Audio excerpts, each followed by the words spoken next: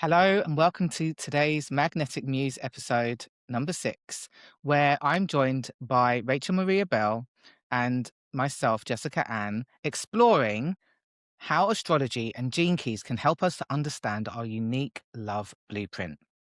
Many people think they're just unlucky in love, or that they just keep meeting the wrong person. But what I've seen again and again is that love isn't random. We are actually following a very specific emotional blueprint. We attract certain types of people. We feel the same kinds of chemistry. We hit the same breakdown points. And it can feel like, why does this keep happening to me? And what's fascinating is that both astrology and gene keys shows us that these patterns are not accidental. They're patterned into our consciousness. The gene keys Venus sequence in particular maps your entire love journey. What you're attracted to, how you think in relationships, your emotional triggers, how safe it feels to open your heart, and even the core wound that you're here to transform through love. And astrology gives us another layer of that, showing us the archetypal dynamics, the relational imprints, and the deeper psychological patterns that we carry. So today, what we're really exploring is the idea that your love life isn't something that's happening to you, it's something that's happening through you. And when you can see the pattern clearly, you can actually shift it. You can stop repeating the same cycles and start creating a completely different experience of love. We come into life with emotional patterns and relational blueprints, and we can see them clearly through astrology and gene keys. These patterns are not fate, they're invitations for consciousness. Rachel Maria Bell, thank you so much for joining me today and bringing your expertise and wealth of knowledge to this amazing conversation. So introduce yourself to our audience. Hi, Jess. Thank you so much for inviting me. So I'm Rachel. I have been working as an astrologer for the past 6 years, but I think astrology doesn't quite cover.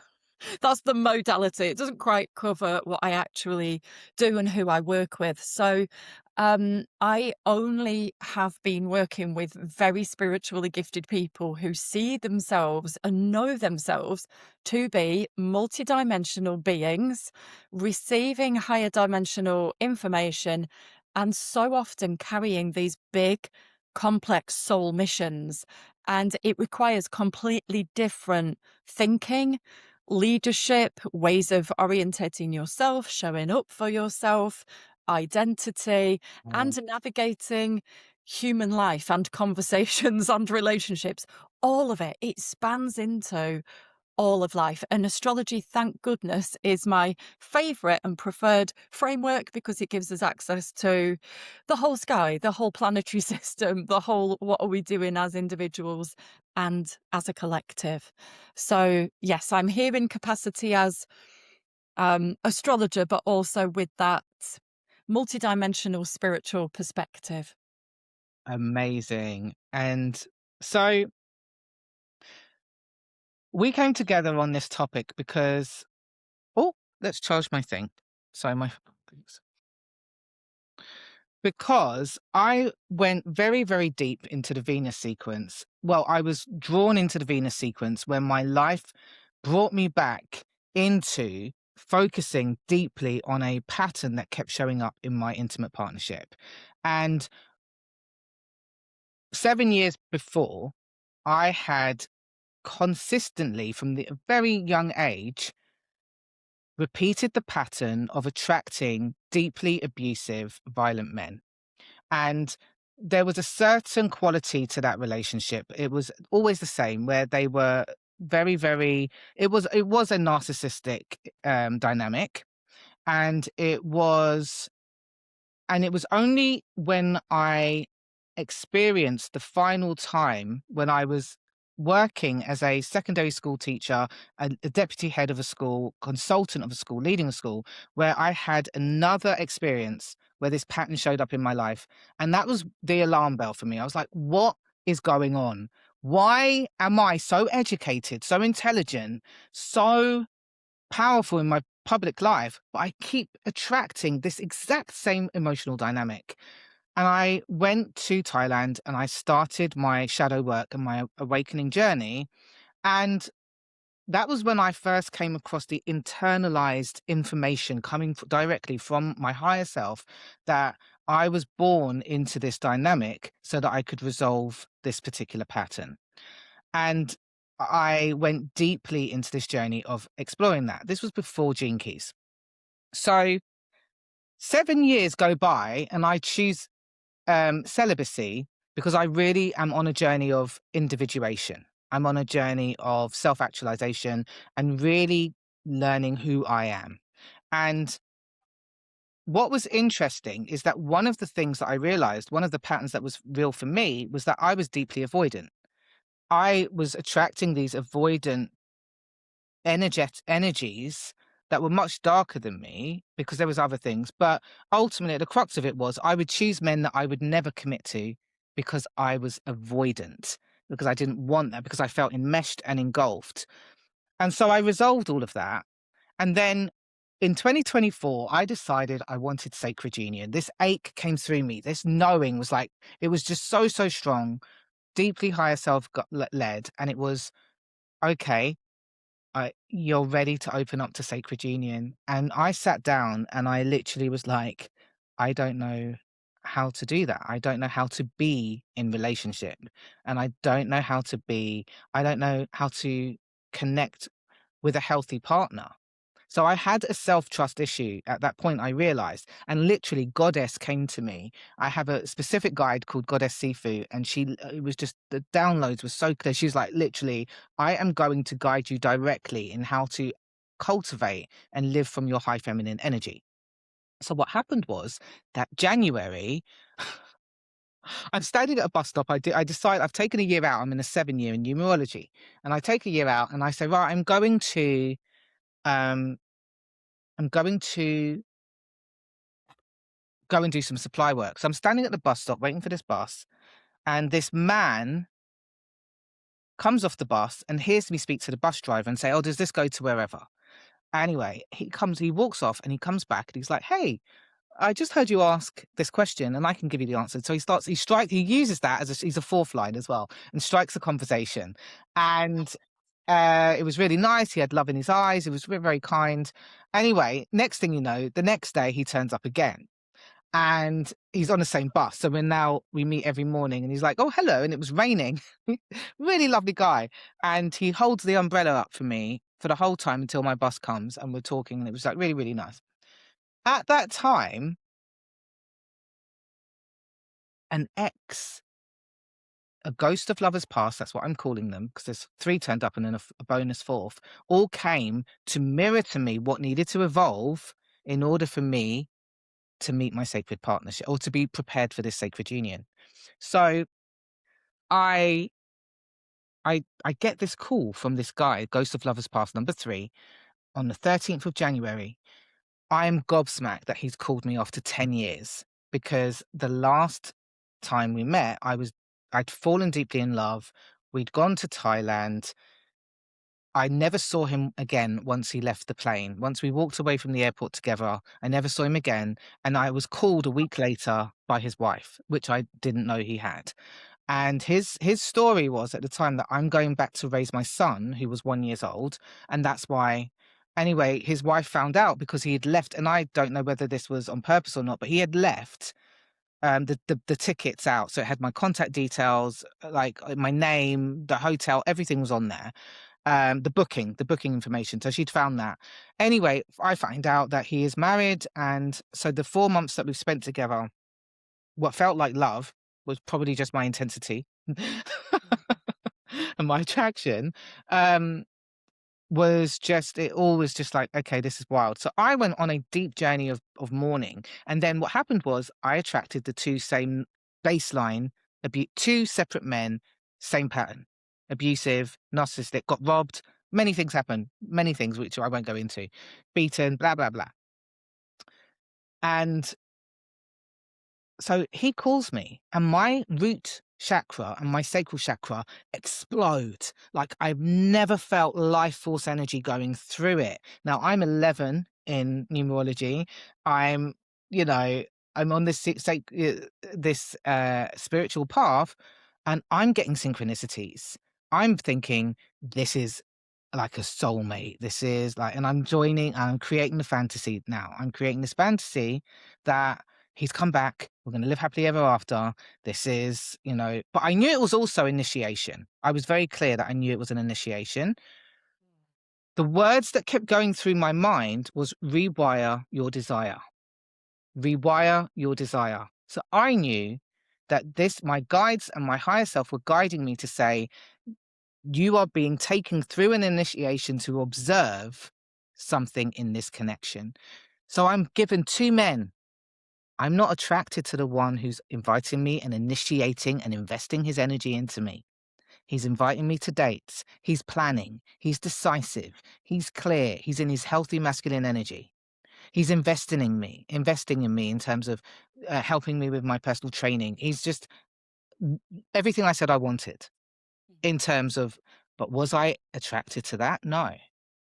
I'm deeply in this guy, emotionally unavailable, inconsistent, hot and cold. And I start to get really clear guidance like, oh, isn't it interesting that that this is very familiar to you? Isn't it interesting that, and then anyway, all the things. And so I was starting to open up to him thinking that he's like my soulmate and blah, blah, blah. And he's like pulling back. And he's not reaching forward. He's not meeting me. He's not coming towards, and I'm pursuing him. So I'm starting to see these patterns in myself, this chasing, this Yes. earning love, this proving. So I get to see it in real time, and it's wild that I get to, and all the while I'm hearing rewire your desire, which is actually part of the receptivity codes, and it's kind of like a separate thing. But it's ultimately the point what I learned was that I was being attracted from my nervous system, attachment system, which was normal to me. So Yeah. please, the SQ is our spiritual quotient, and it's your inner child's frequency of love. And it shows how safe it feels for you to be truly open, intimate, and seen without armor. And what's interesting is that all of this was, I'm Jinky 59, which is from dishonesty to intimacy to transparency. And so this whole evolution of consciousness and all the patterns became really, really clear to me. And I started evolving through this, and I'm still going. That's how amazing this journey has been. So I got to look back and see how over the many years that I was always using sexuality or seduction, a mask. People could never get close to me. My heart had so many defenses and mechanisms. I wasn't always honest in my connections, despite having deep connections. I was very happy to keep men at a very length, and I worked 100-hour weeks. My career was my focus, and that whole experience. This time, I never saw myself as anxious, but because of him being and very avoidant and also not attainable, it wasn't that I was anxious. I was going against my intuition, but I also saw the part of me for the first time that wanted to earn love and that wanted to win, you know? So let me now move to you to say, from an astrological perspective, where do you see the clearest indicators of someone's repeating relational patterns? So there are three things that jump out at me, not only from your story, which is fascinating to connect to the patterns and the gene key and all of that. When you talk about, okay, so the three that I want to talk about in no particular order are Venus, Neptune, and Chiron. Okay. Now there are every single planet, of course, is going to have an effect on your love life, on your desire field. There are so many things. I mean, even down to the asteroids. Like the asteroids actually are named after the divine feminine goddesses. So, for example, Juno, who was the wife of Jupiter, she shows you the kind of man you want.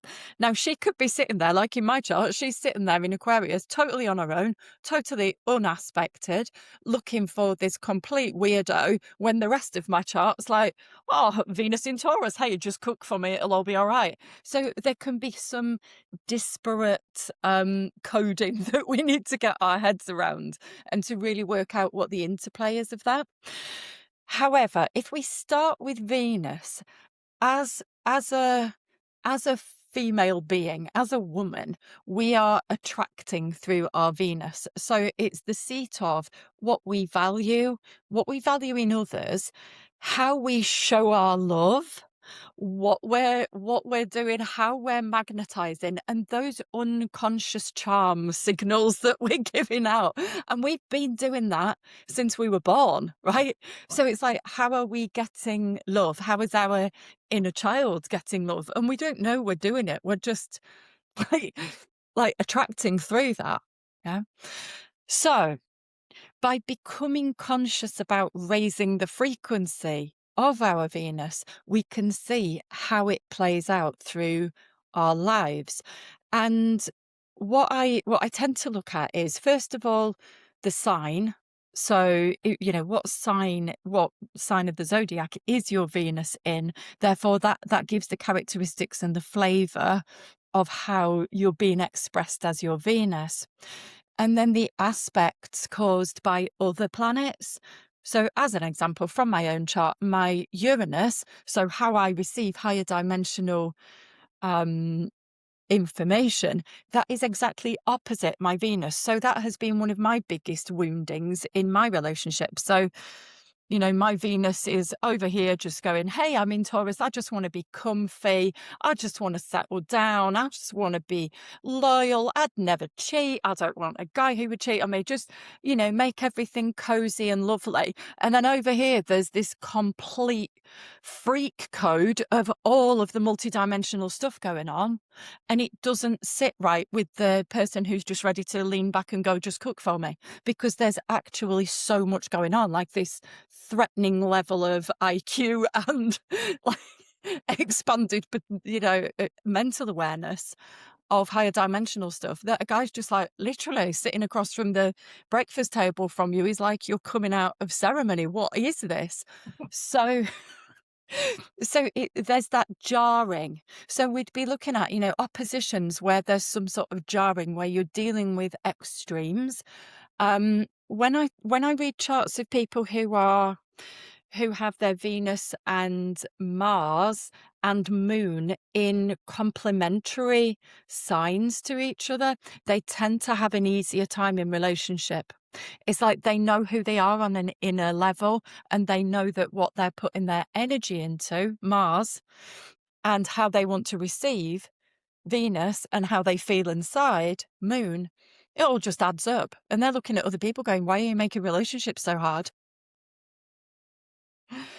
I do believe, from looking at so many charts of spiritually awakened people who are carrying particular codes for new paradigm leadership, I do feel that we have special, I'm going to say special. It's like we've chosen on a soul level specific challenges that make something really hard. So we have to dive into what the heck is going on here, because that relating piece, there's nothing that gets you more than a relationship, right? Exactly. It's the best spiritual path there is to opening your heart, right? Yeah. And Yeah. directly feeds into client relationships. So the other one to briefly mention is Neptune, and this is huge because with Neptune is the higher heart, it's the higher octave of Venus, and it's spiritual love. So it's love for all of us. It's love that we have for each person as a unique divine expression of consciousness, that part of us that knows your oversoul is doing its thing in this in this body, in this identity, in this lifetime. And we want to be able to raise the frequency of everybody's Neptune. We'd love it if everybody loved everybody, right? So inside of us, we've got this original soul's blueprint, this original coding that says, I know that I'm here on a spiritual path. Of course, I'm going to have that amnesia and have all the veils. But inside of us, we know that we're here to have this spiritual experience. And then, as you mentioned, when you have that thing take over you and you're like, right, okay, I'm ready for sacred union. How do I do that? How do I make me sovereign? What would make me truly, truly in my own power and magnetic to the right divine counterpart? And that's a whole different level. That's a whole different thing, right? And Neptune codes show us where that is. Also Neptune, there's a fine line between deception, illusion, addiction, Yeah. and it's that inability to really meet the truthful in emotions and be utterly present and truthful with the raw, in the moment, who am I being, catching that pattern, like you said. And being really intentional, because if you're not able to do that work on yourself and go, where have I messed up here? Or what is this pattern I'm repeating? Then we keep meeting the same. We will meet Neptune in its different forms, like denial, Yeah. deception. So somebody's lying to us and we don't know because they're telling us one story. They're saying everything's great. You're the bee's knees. You're absolutely wonderful. And because that's what we want to hear, we're like, yeah, thanks. But you Yes. feel underneath the surface, you're like, there's some kind of weird disconnect here. And then later you find out you've been lied to and there's like this big clangor of a thing. That's Neptune. Yes.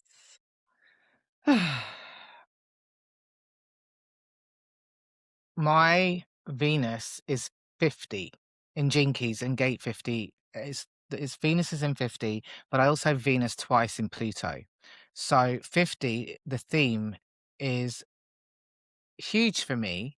And when I look at, so in the Venus sequence, gate 50 is in the EQ, which is the emotional patterning in relationships, revealing the unconscious patterns um or dynamics that play out in love, and over and over and over until you see them.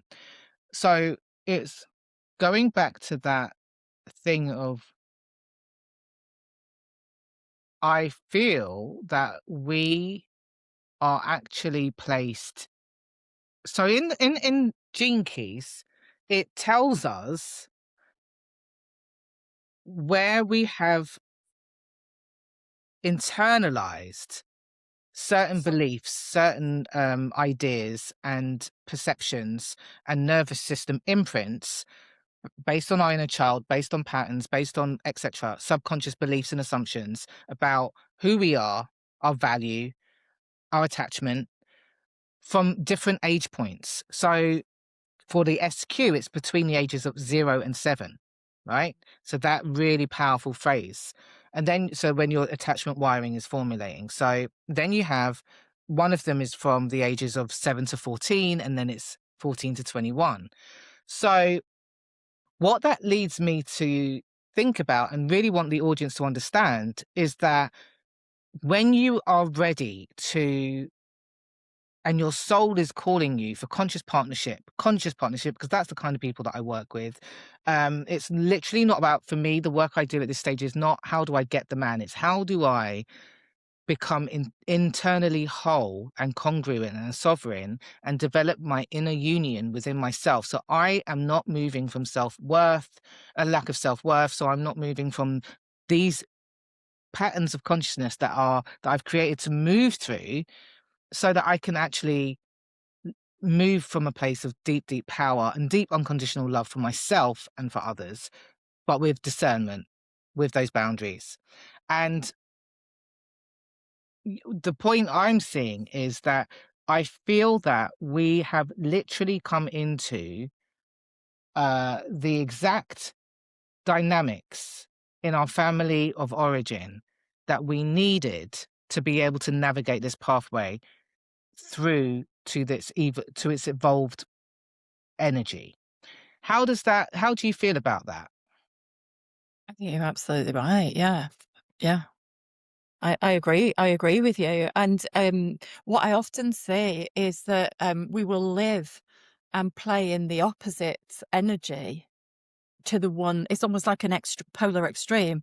Like people will be playing in this particular energy, and until you can see the pattern, you can't break it. Yeah. And we're actually meant to be. Our power is over here. And of course, Gene Keys is brilliant at explaining that and providing that. Yeah, not only an explanation, but really a roadmap to the detail of it. Um, yeah, I do see this so many times with clients where there are collective patterns that we are overcoming, but we get to see them so intimately through that portion of the individual coding that we're carrying. So, for example, I feel wonderful and expanded the fact that I dare to go anywhere in terms of my remote viewing, my astral travel, my realm viewing. I'm okay with that. I want to stay open and curious, and I want to blast away anything that dims us into not being completely fully aware, awake, and daring to travel where we want to in any realms. I mean, inner, outer, everywhere, right? So, of course, I chose circumstances where I've got parents who are like totally, utterly brainwashed by like the whole religion and mainstream, just about as mainstream as you can get. So that little Rachel's asking a million questions and I'm just getting really weird looks back. So, of course, I kept meeting the same pattern of people going, "What are you even saying? Who are you?" So that I could shrink back and feel terrible, so that I could go, "Wait, I don't wanna feel terrible, like I'm being suppressed." Right? I want to do the opposite. I wanna burst out and break free. Mm. So we do attract those patterns. That's just one example. I'm just giving that Mm. example of mine, but it then mimics that collective pattern. So it creates that force where if I dare to speak up and say something that may be emotionally or spiritually or mentally challenging to someone else, good. That's my purpose. I'm supposed to be disrupting multiple layers of distortion and all those layers of religious control and patriarchal control, and it spills out everywhere into every part of society, right? And that's how brainwashing works because we don't know what's happening. Yes, exactly. And I think that's really, really powerful because actually one of my mottos and mantras in my business, in my life, that came through again over this journey was individual responsibility, collective success. So it's the Mhm. microcosm, the macrocosm. On an internal and individual level, we're doing this work, and then it ripples out into the collective and transforms it on that level as well. Actually, that's really, really true for the projector. In particular, the spiritual role of the projector is, yeah, is um to work on this macro level. So, And I just want to say as well that I feel the way that you speak about your journey and use your own example in a detailed way, that's to my mind, that is new paradigm leadership. Being so truthful about the embodied journey that has been lived and the lessons that have been learnt, the patterns that have been caught, and what that journey then looked like, and what was what was the pattern. For some people, it may be, how were you trapped and how did you break free? mm, Or how were you abused and made to feel very small? And then what did you do on the reverse side of it? How did you make yourself big? There's always like this reversal to be done. yes, exactly. And I think this is the beautiful outcome of today. And for anyone who's listening, that is in that moment, or in that threshold moment of I'm ready to step into my priestess energy, or I'm ready to step into my initiation and to burst out, we have these frameworks. We actually, it doesn't have to be. I mean, I've been developing an amazing father wounds module that I think I probably will deliver as a one-off thing outside of the receptivity codes as well, because it is so good. But it's like, I think I made this up the other day. It's take what we're doing, what this gives people is we get to take the universal and make it individual.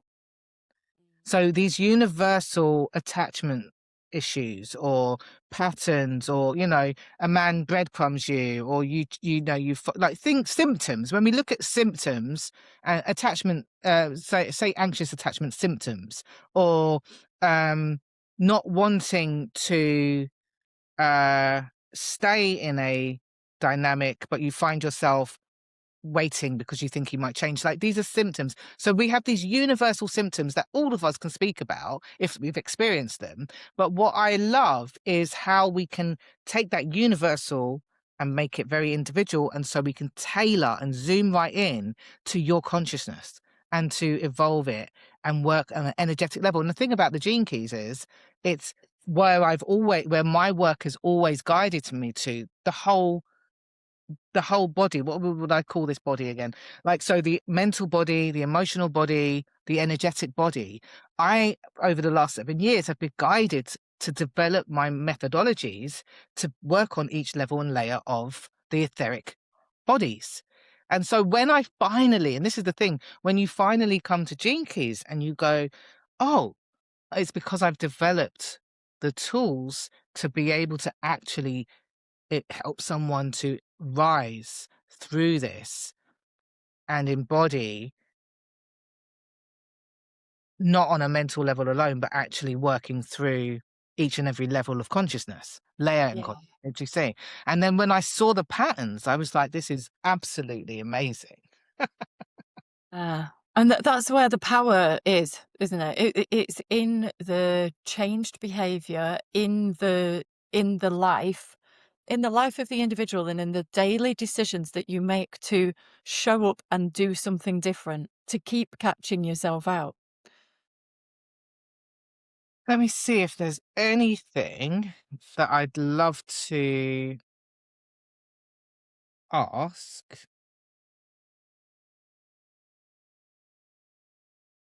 So I'll look at the core wound. So in Gene Keys, the idea is, and it is actually true because I've lived it, I'm a third line. So I'm going to say I've gone through trial and error. I would martyr it and rip it up and say this is absolute bullshit if I didn't experience it from my real embodied experience. And so there are many things like organized religion, there are elements of truth. There are elements that there is a lot of manipulation and control, which is not true.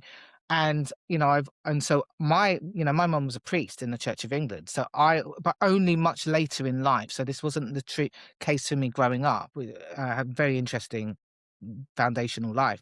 She came to this much later in life after experiencing huge amounts of challenge in her own life. So that was her pathway, I guess, finding God. She isn't as weird as some people are in that context. But what was interesting for me, well, she's not weird at all, actually. But what was interesting for me is obviously how I then went off to have direct connection to source, or direct, found my own connection to divinity. All of that to say, I would never use human design, Gene Keys, or any of this stuff as dogma, as it is this thing, right?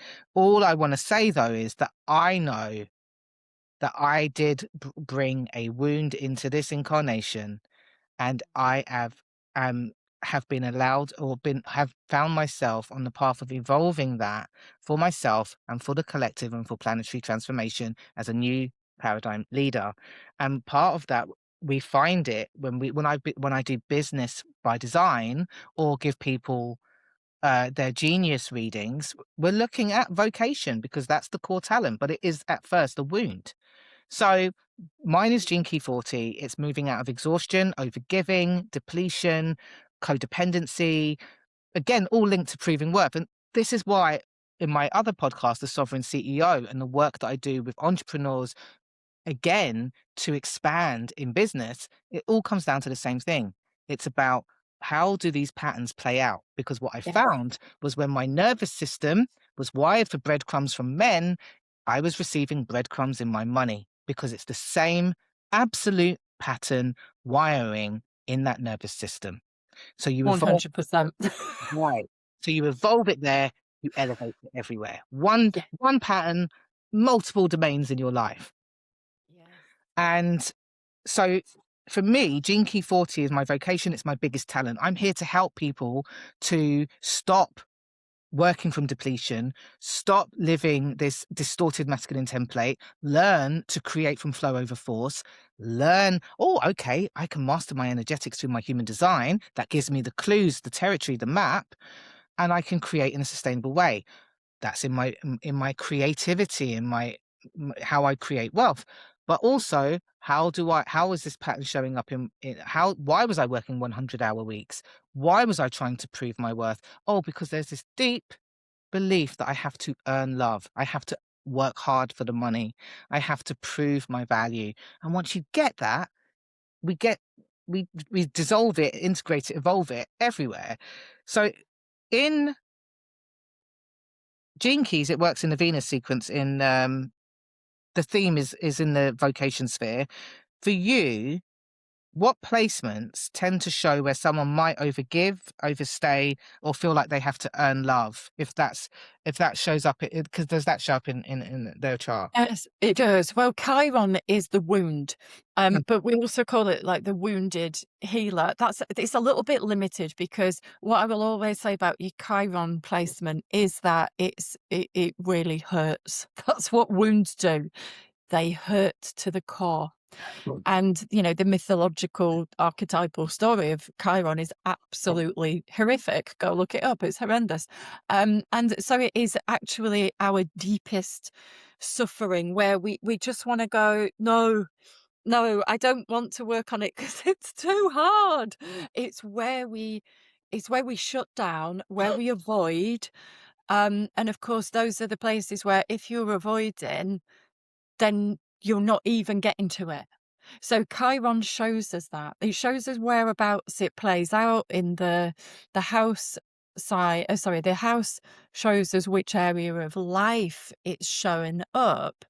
And then the sign will be connected with what it is. So Chiron has been moving through Aries for quite a while now, and there are a lot of people going through their Chiron return. So people who have their Chiron in Aries, it's very generalized, but it will be connected with not feeling like you can show up as your individual self in your identity. So that's the Aries Chiron. I think you may have Taurus Chiron. You're Yeah. in the same generation as me. So that is directly about self-worth. Taurus is what we have. It's our value, our self-worth. But what do we feel like we're giving and what can we receive?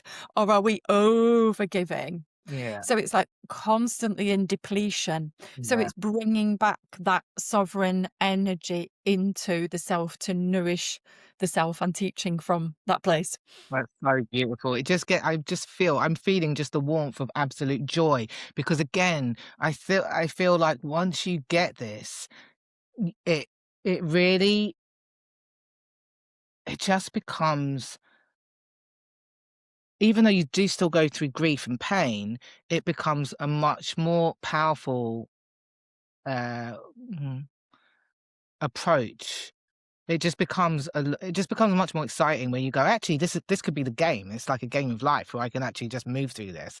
Um, Yes, yes. Well, catching the pattern helps you resolve things as well, because just as an example, like depending on where your Chiron is, like mine is in the sixth house. So that's what happens in terms of your daily work. yeah, So I'm not feeling like, I'd not been feeling good about my work. Well, of course I didn't. In my first graduate job, I was attacked to the point of death. Of course, that horrific workplace abuse showed up for the next 25 years until the Holy Spirit said to me, "You have always been doing your job."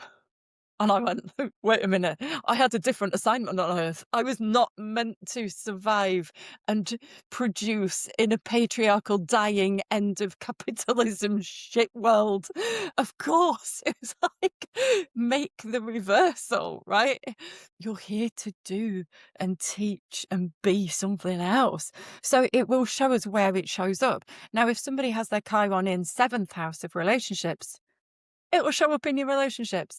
If somebody has it, say, in their ninth house, it may show up in how they feel about their worthiness in their spirituality, or they may feel they've got something to teach, but they can't teach it, or something to write and they can't write it. So Yeah. it will show where that deeper core wound lives. Yes, and once you've got an awareness of it, you start to receive how to move through it, navigate, change, evolve, initiate yourself through it. Just a last thing before we wrap up, when we look at Chiron from the human design perspective, my Chiron is 8, Jinky 8, and uh, Gate 8, which is really interesting because it's about visibility, it's about originality, it's about and so much, I was a musician and a singer, and all my life people have said, "You're like Amy Winehouse." And I'm thinking, well, I came out before Amy Winehouse. Like but I'm always so it's like mimicry is the shadow here where you don't express yourself uniquely. So always trying to find your actual original voice, your thought leadership perspective, which is why it's taken so long as well for me to get to this point that I'm at now to really lead. Because actually sometimes you do need that depth, you need that time to live and to be able to form your thought leadership. I thought I had it at first in education. In fact, I did. I'd gone deep into my mastery. I was at the top of my game. I was ready to change the world and change the education system. And then I had my awakening and it was that's not my soul's work. That's not the work. And interestingly, Gene Key 8 is also about the way it's challenging how education creates sheep and how the system shuts down creative unique genius because it creates through and but that is actually what I challenged the whole time. I actually taught people critical thinking. I created pedagogy so I saw Chiron working in its highest expression in that context, but it wasn't always a thing, but it's been a challenge. So I guess, is there anything else that we want the world to know towards the end of today's podcast? And we can always come back and do it again. I just think picking up on what you just said there, right near the end, um, I see that in people's lives and charts all the time. You know, we are not designed to do one thing. Our life is hopefully nice and long and many decades. And, you know, the fact that you were in your mastery within the context of education, and same here with like teaching, you know, I loved teaching. I loved being in the classroom. I loved teaching critical thinking, but we had that background to then bring Yeah. critical thinking to spirituality, which has had, you know, historically, has been suppressed, mocked, called woo woo, and been very cheapened and made into something it's not. You know, I mean, I've had a lot of mockery style comments, you know, where I've basically been treated as though, oh, you're going to tell somebody's fortune. Mate, actually, it's a massive thing being able to see future timelines and past timelines because all we have is the eternal moment of now. Like, don't come at me as though you're having a go at Gypsy Rose Lee down the pier because she doesn't deserve it and I don't deserve it. So shut up. You know, Yes. but what I do see is that, you know, we live in these different phases of different expressions as we're learning and practicing our gifts, like we both did through the education system before then bursting out into what the soul's really here for.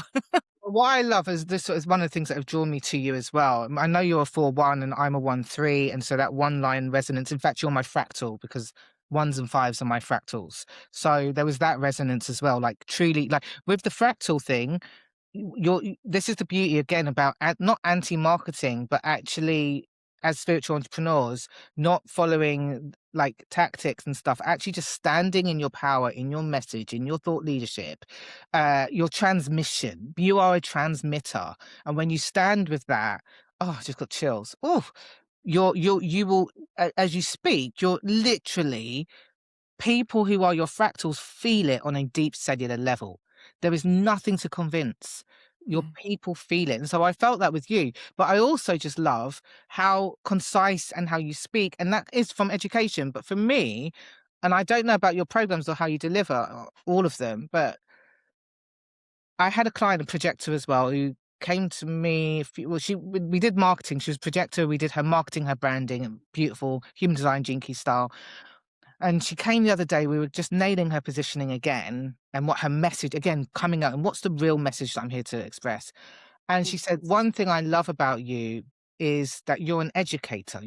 Because when I was back in 2021, I developed these content creation programs where it was literally proper teaching. Here is the core concept. Here is the skill. Here's how you know on levels of success that you've met this skill.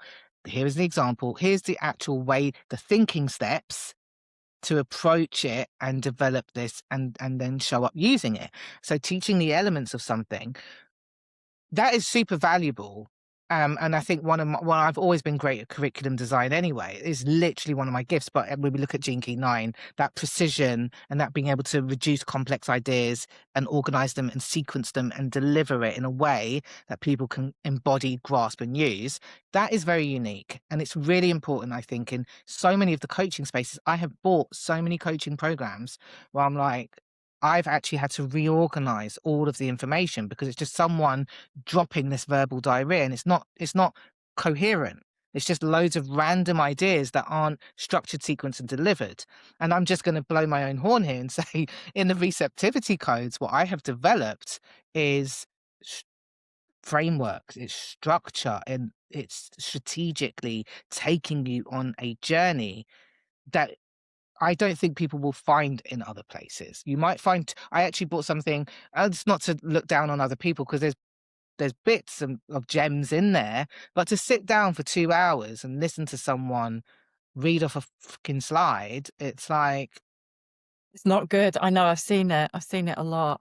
I don't do that actually. Even though I have a lot of skill as an educator, I've had to come away from that. Part yeah, of my journey has been coming away from it. And, I taught in university. So where I see what I do now as being a mirror for what I was doing at the universities is I'm not the expert, you are. So absolutely. a final year student who's got their dissertation project, they're the one who's interested in that thing. My job is make sure they've thought about absolutely everything. So I come in with many, many, many, many, many pointed questions and I go, test your thoughts here. What are your beliefs? What are your thoughts? How is it backed up by research? Give me all of these different ideas, but then produce something better. So it's like I'm working with the about to become a PhD student of whatever their specialism is. And I think treating people like they're in their complete and utter zone of genius and power is where I love working with people. So if somebody comes to me and wants, say, a reading and they're not at all in their power, it's not going to be that powerful for them because I have to blast through too many layers. Yeah. Oh God, yeah. 100%. And actually, and that's why we both have sovereign in our curriculum titles, because we are bringing people into self-trust, trusting their inner authority, being able to come to their own insight and not outsource. I don't know. I don't know. I mean, anytime a client tells me I don't know, I go, well, if you did know, what would it be? And so I'm like, and then they go, and they'll give you the answer because they do know. They do know. Yeah. There's layers, Yeah. there's the layers that it's very actually, that same thing used to come up with students who and when I looked, this is very different from being in a coaching situation, and somebody thinking that they don't know because they're not coming to their own insight. That's one thing. But I used to have students who you'd say, "Okay, blah, blah, blah, now what is it?" or whatever, and they'd go, "I don't know," because it was a default. They had been trained not to think. Honestly, that's what I saw, because then you could any student, and when I used to tutor, any pupil that used to come to me that would automatically say, "I don't know," you could see that that's the training. Because and so, you know, being probed, being forced to actually will show me the thinking step. Think back. How does this connect to something you do know? Metacognition, you know, when that's a default habit of just not being trained to think. What a what a crying shame. Like, oh my goodness. Ah. Anyway, okay, so last thing, I keep saying it's the last thing. What is the thing I want people to go away with? I want you to know that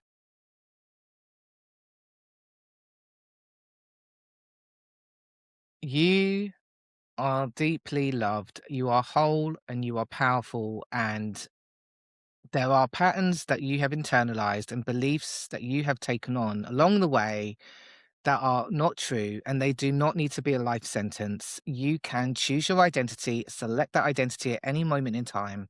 You can meet yourself with presence and deep, deep, deep love, and change your life in an instant. And I hate to sound frivolous, but it is true because I've done it. I do it over and over again.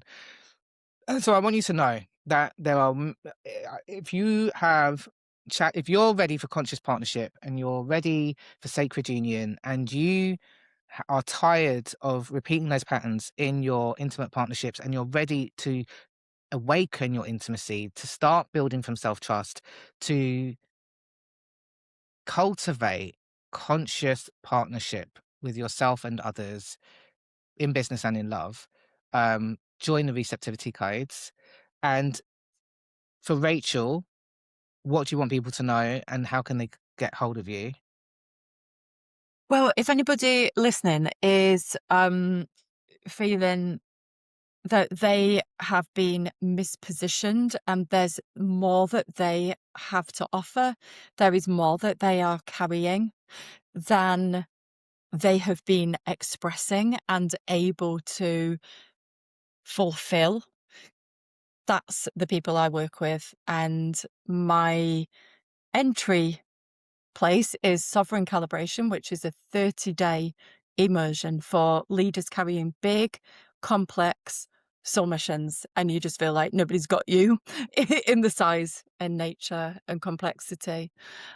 So, yeah, thank you for this opportunity to be here with you and discuss this massively important work. And I think it's so wonderful that today is actually the new moon in Aries.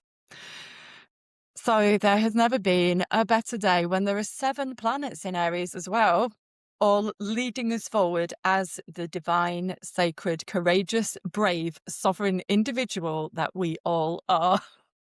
Mm. Is there anything that people need to know about today, and setting an intention or tuning in and finding some time or anything, or just live your life?